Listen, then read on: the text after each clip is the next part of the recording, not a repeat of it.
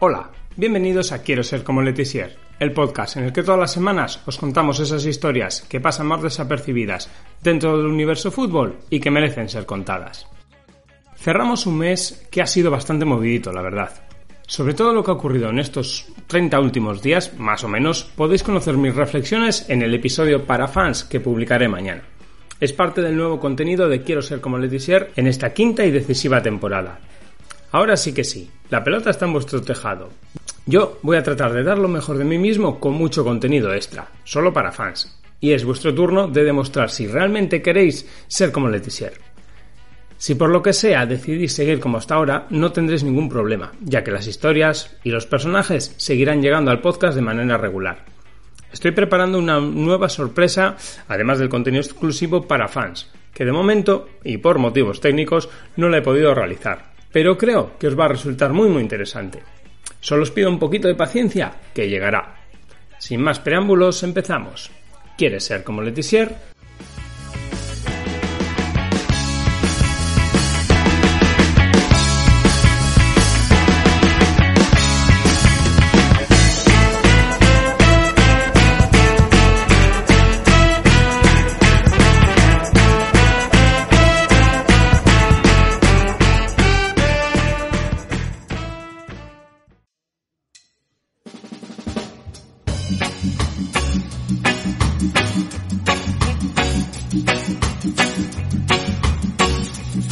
This next song is telling you just how I feel about the music.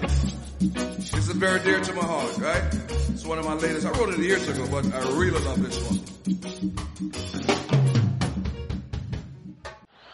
Arrisca a subida pelo meio, vai no lance individual, grande lance, ainda ele, vai passando, vai tocando, gol!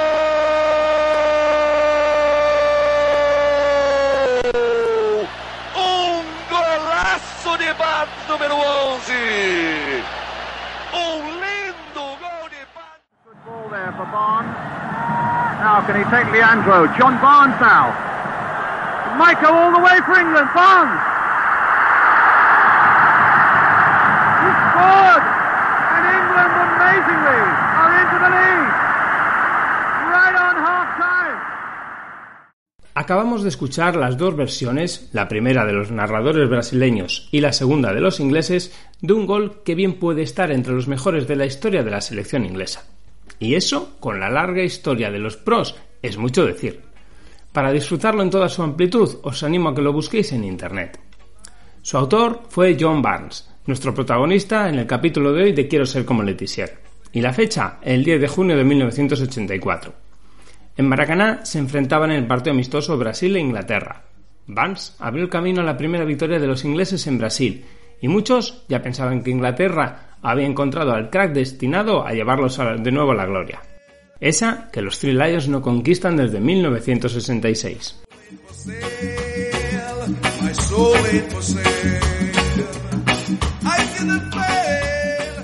John Barnes nació el 7 de noviembre de 1963 en Kingston, la capital de Jamaica. Su padre, Ken, era militar de carrera y originario de Trinidad y Tobago. Se trasladó a Jamaica en 1956 y entrará a formar parte de las Fuerzas Armadas de su patria de adopción en 1962, cuando Jamaica se independiza del Reino Unido. Ken, que llegó a ser coronel en el ejército, también fue futbolista semiprofesional y representó a la selección de Jamaica durante los años 50 jugando como defensa. En 1976 la familia se trasladará a Londres por motivos laborales y el joven John abandona la mayor base militar jamaicana donde había crecido hasta entonces bajo la férrea e inspiradora figura de su padre y comienza a formarse como futbolista en la capital inglesa. Primero en el Stowe y a partir de 1980 en el Sudbury Court de la Liga de Middlesex. Centrocampista vocacional, su facilidad para ver puerta hará que adelante su posición y con los goles comienzan a llegar las ofertas. Queen's Park Rangers, Ipswich Town, Arsenal y Fulham pugnan por su contratación, pero es finalmente el Watford, que en aquellos años está en segunda división, quien le convence para enrolarse en sus filas. De hecho, es un taxista quien convence a la dupla Taylor-Me para que vayan a ver a ese chaval. Es el 14 de julio de 1981 y Graham Taylor, junto a Bert Mee, artífices del ascenso meteórico de los Hornets desde la cuarta división, creen haber encontrado en aquel chaval de apenas 17 años la joya de la corona y la pieza clave para el ascenso a primera división. John Barnes se adapta con facilidad al fútbol profesional y debuta el 5 de septiembre de 1981 contra el Oldham, y pronto se convertirá en titular de la banda izquierda del centro del campo. Sus 13 goles serán parte importante del ascenso del equipo a primera división al finalizar aquella temporada. Se podría pensar que todo el éxito de los años de Barnes en Watford fue debido a su indiscutible clase, pero, como él mismo ha afirmado, todo se debió a la disciplina impuesta por Graham Taylor en los Golden Boys. De hecho, para Barnes, su técnico era muy parecido en ese aspecto a su propio padre. La temporada de 1982-1983 fue probablemente una de las más exitosas de la carrera de nuestro protagonista, y no por el número de títulos, sino por las sensaciones que encontró durante aquel curso futbolístico. Estadísticamente hablando, jugó 42 partidos y marcó 10 goles. El Watford terminó segundo en Liga, solo por detrás del Liverpool, del último gran Liverpool, dirigido por Bob Paisley. El juego del equipo era directo, pero él, Barnes, era la creatividad pura, y de ello se aprovechó especialmente su compañero Lazar Blissett, máximo goleador de aquella campaña con 27 dianas.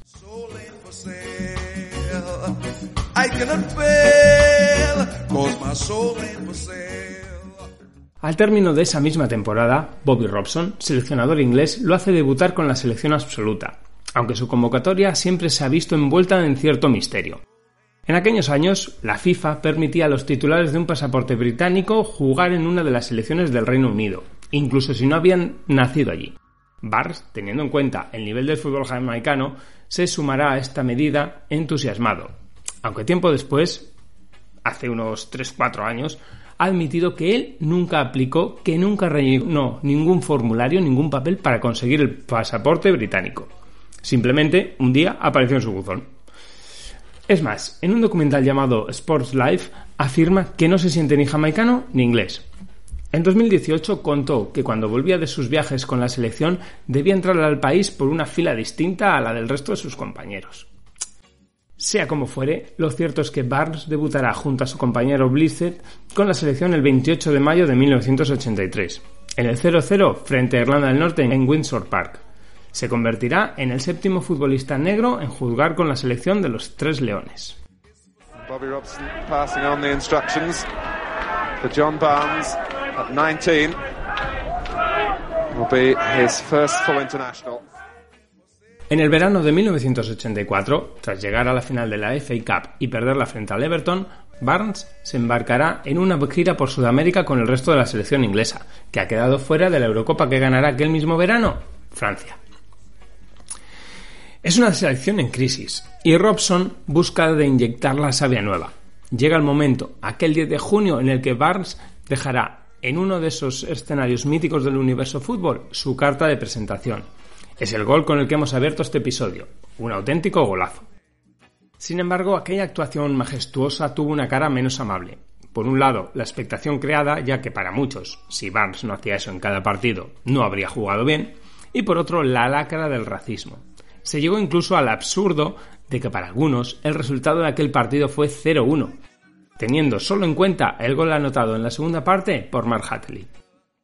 No era una situación nueva para Barnes, que ha afirmado que ya en su primer partido con el Watford tuvo que sufrir los cánticos simulando el ruido de los monos, algo que Graham Taylor también ha condenado. Sobre un tema tanto controvertido y espinoso, Barnes ha dicho, en el mismo documental de que ya os he hablado, que el fútbol no es ni más ni menos racista que cualquier otro ámbito de la vida.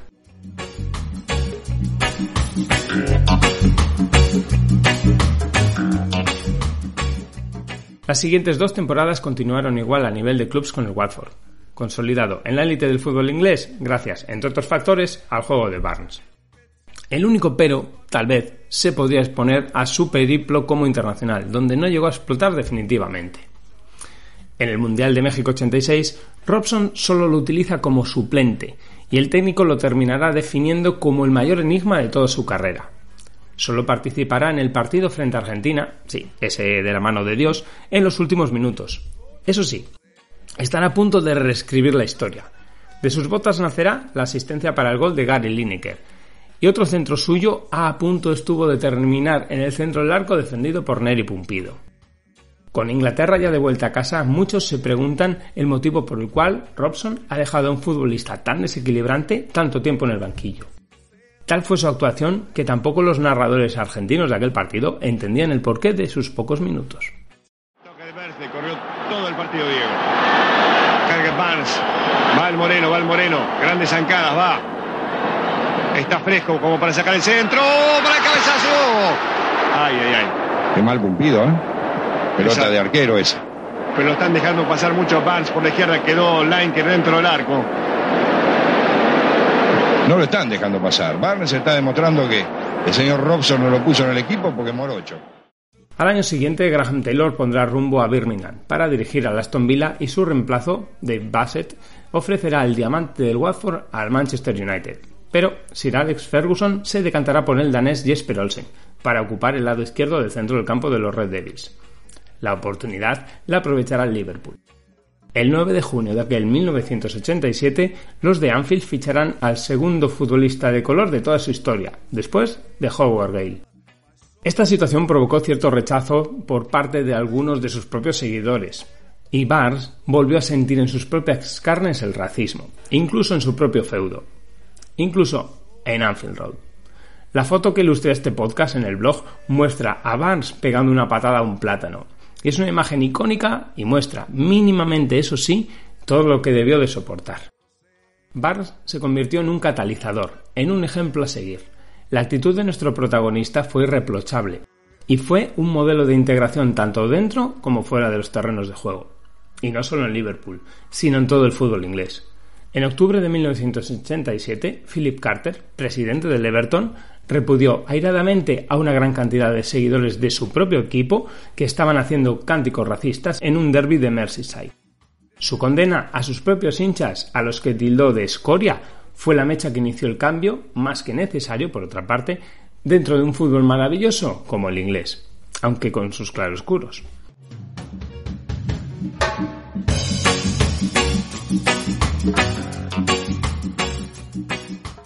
Junto a John Barnes llegaron a Anfield aquel verano Peter Beardsley, John Aldridge y Chris Hutton, conformando un ataque fabuloso que congenió rápidamente, y eso se reflejó sobre el césped.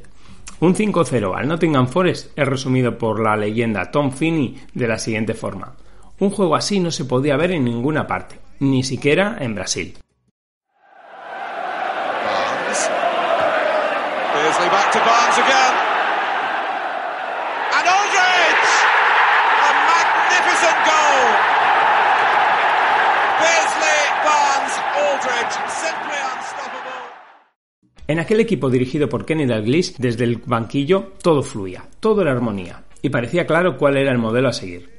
John Barnes era el motor, el generador de juego al que sus compañeros buscaban y al que sus rivales temían, ya que todo el mundo era consciente de que algo iba a suceder. En abril conquistarían la Liga del Centenario de la Football League, y con Barnes como auténtico protagonista, ya que fue elegido futbolista del año. Sin embargo, aquella temporada a los de Anfield se les escapará el doblete al perder la final de la FA Cup frente al Wimbledon el 14 de mayo en Wembley, en un partido en el que no pudieron superar el gol de Laurie Sánchez, a pesar de contar con un penalti a su favor que parará Dave Vincent a John Aldridge. La temporada siguiente deparó un final digno del mejor dramaturgo de la historia. El Liverpool recibía en Anfield al Arsenal y le bastaba con perder por 0-1 para llevarse el título de Liga por segundo año consecutivo. Con el 90 ya sobrepasado, John Barnes tuvo la oportunidad de retener el balón en sus pies y llevarla al córner para asegurar aquel resultado. Sabemos, perder tiempo y todo esto. Sin embargo, se decidió a ir hacia la portería rival y Kevin Richardson pudo arrebatarle el balón y cederlo a John Lukic, meta de los Gunners. Tras una rapidísima transición, el gol de Michael Thomas sentenciaba a los locales y daba el título al Arsenal. For Thomas, charging through the midfield. Thomas! It's up for grabs now! Thomas! Right at the end! An unbelievable climax to the league season. Well into injury time, the Liverpool players are down absolutely abject. Algo que también vivió John Barnes y todo el Liverpool fue la tragedia de Hillsborough. aquel 15 de abril de 1989 pasó a la historia negra, negrísima del fútbol mundial y marcó sobremanera a toda una comunidad. 96 hinchas del Liverpool perdieron la vida aquella tarde. Barnes, un tanto irracionalmente, se sentía culpable, ya que aquellas personas perdieron la vida por ir a ver un partido de fútbol. Un partido en el que él era uno de los protagonistas. Hubo debate sobre si el Liverpool debía jugar la final de aquella FA Cup. Finalmente decidieron hacerlo como tributo a los 96 de Hillsborough y pudieron brindarles el triunfo el 20 de mayo de 1989, apenas un mes después de lo sucedido en Sheffield. Un título que para más Henry tuvo al Everton como rival.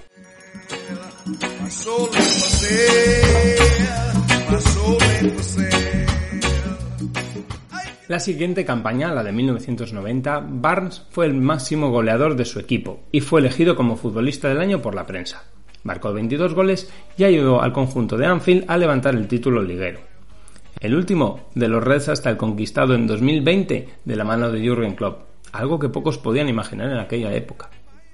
John Barnes, al final de aquella temporada, también saltó a las listas de éxitos musicales del Reino Unido gracias a New Order y su World in Motion, una canción destinada a apoyar a la selección inglesa aquel verano.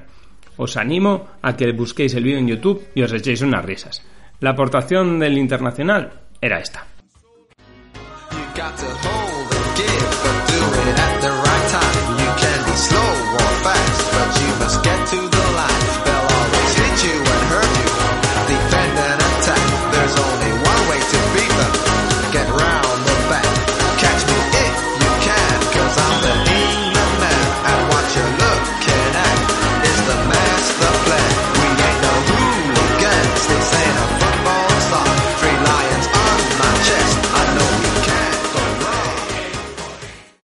Después llegaría la acción propiamente dicha del Mundial de Italia 90. Tras el fracaso de la Eurocopa del 88, donde la Three Lions sumó 3 derrotas en 3 encuentros, la Inglaterra de Bobby Robson partía entre las favoritas y el técnico tenía claro que Barnes debía tener un papel principal. Inglaterra caerá en penaltis en las semifinales ante Alemania, pero serán otros los que brillarán más que nuestro protagonista en aquella cita. Parecía que el Barnes de la selección y el del Liverpool eran dos futbolistas totalmente distintos. Supongo que con los Reds Barnes tenía total libertad, pero en la selección esto no sucedía. A lo largo de toda su carrera con la selección, 11 goles en 79 partidos, se podría decir que Barnes no cumplió con las altas expectativas generadas por él mismo y por su excelente rendimiento en su club, y tuvo que padecer los abucheos de su propia afición. No haber nacido en Inglaterra, el color de su piel, o qué sé yo qué otros factores, hicieron de él una especie de cabeza de turco y fue muy criticado. Fue precisamente jugando con la selección en junio de 1992, en un partido frente a Finlandia, preparatorio para la Eurocopa de aquel año, Barnes romperá el tendón de Aquiles de su pierna derecha en una jugada intrascendente en el centro del campo. Tenía 28 años y venía de una campaña en la que apenas había disputado 12 partidos con su club en Liga, pero había conquistado la FA Cup de nuevo. Tras permanecer lejos de los terrenos de juego durante 5 meses, en su retorno, la velocidad que había tenido había desaparecido. La lesión le pasó factura y tuvo que cambiar su manera de jugar, tuvo que convertirse en un futbolista diferente. En aquel proceso también ayudaron los malos resultados tanto de Inglaterra como del Liverpool. La selección no se clasificó para el Mundial de 1994 que tuvo lugar en Estados Unidos, y el Liverpool, tras el adiós de Kenny Dalglish, tampoco vivió momentos muy buenos que digamos. Bajo la dirección de Graham Souness desde el banquillo, el equipo fue eliminado de la FA Cup por el Bristol City y el técnico será fulminado. Roy Evans, su sustituto, completará el cambio en el rol de Barnes, retrasando su posición definitivamente al centro del campo. El juego de Barnes resurge y brillará con luz propia en su nuevo papel. El 7 de septiembre de 1994 retornará a la selección. Será en Wembley en la victoria 2-0 frente a Estados Unidos. Dirigiendo al equipo, se confirmará como una de las estrellas del fútbol inglés. Podemos hablar que Barnes, desde una posición más retrasada, más creativa y con menos llegada a gol, se redimirá con los seguidores de la selección, etapa que cerrará el 6 de septiembre de 1995 en Wembley frente a Colombia. Con el Liverpool, entre 1992 y aquella 96-97, solo conseguiría una Copa de la Liga. No es que los Reds fueran un desastre, tenían futbolistas talentosos como Robbie Fowler o Steve McManaman, pero siempre les faltaba algo. En abril daba la sensación de que podían levantar el título de Liga, pero siempre sucedía algo. Para el propio John Barnes era falta de determinación, y así ese vacío se alargó 30 años en el tiempo. En agosto de 1997, John Barnes abandonará el Liverpool después de 10 temporadas y pondrá rumbo a Newcastle. Para Jamie Carragher, que justo debutó en aquella última campaña de Barnes en Anfield, Digger, como era conocido por sus aficionados, era técnicamente el futbolista más grande con el que he entrenado o con el que he jugado. Era un jugador fantástico con ambos pies. En el norte de Inglaterra se reencontrará con Kenny Dalglish. Con las Urracas llegará a la final de la FA Cup de 1998, aunque la perderán frente al gran Arsenal de Arsène Wenger. Poco después, el 27 de agosto de 1998, Dalglish será cesado y su sustituto, Ruud Gullit, no contará con Barnes y lo mandará a jugar con los reservas. La situación se prolongará hasta el 10 de febrero de 1999, cuando es traspasado a coste cero al Charlton Athletic. No podrá evitar el descenso de los Addicks y al final la temporada pondrá punto y final a su carrera sobre el césped.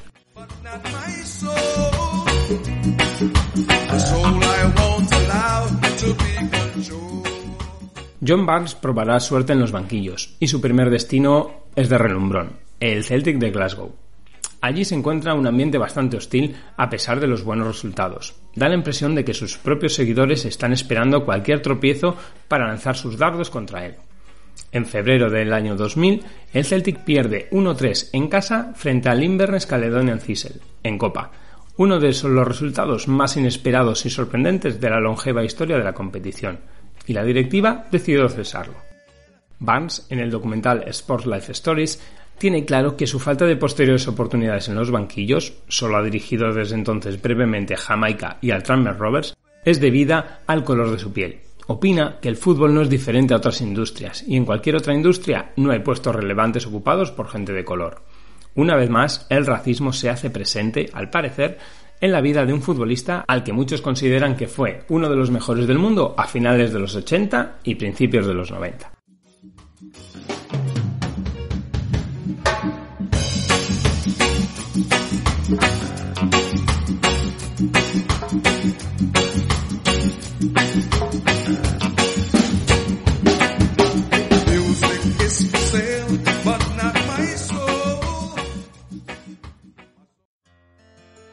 Cell phone tucked under your pillow, it makes me junk sleep, and it doesn't do a thing for growth, hormones or dreams.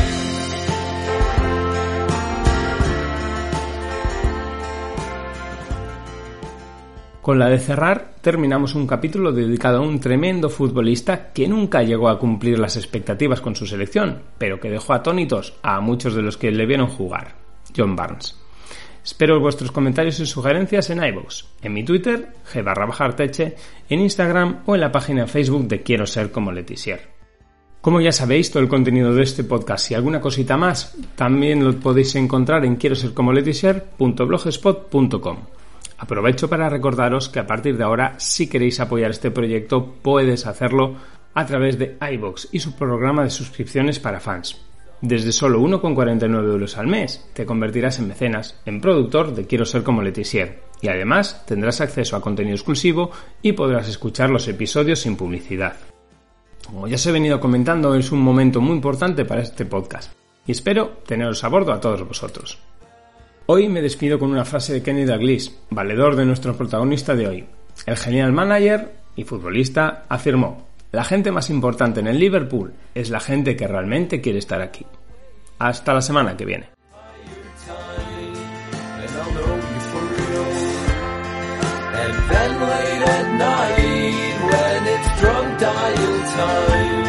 I'll tell you how I feel. Was that I go